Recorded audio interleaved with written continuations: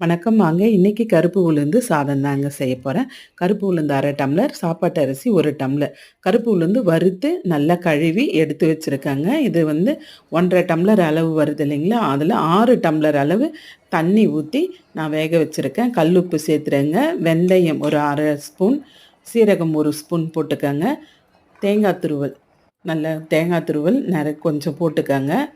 10 பல்லு பூண்டு, நல்லெண்ணெய் ஒரு 50 ml நல்லெண்ணெய் விட்டுக்கலாங்க. 2 காஞ்ச மிளகாய் போட்டு நல்ல 3/4 வாசி வெந்துருச்சு இல்லைங்களா? இப்போ ஒரு 4 விசில் விட்டு கேஸ் ஆஃப் பண்ணிடுங்க. ஏன்னா இது புழுங்கல் அரிசி, அதனால் 4 விசில் விட்டு எடுத்தால் சாதம் பாருங்கள் எவ்வளோ மலர்ந்து எவ்வளோ சூப்பராக சாஃப்டாக வந்துடுங்க சாதம்.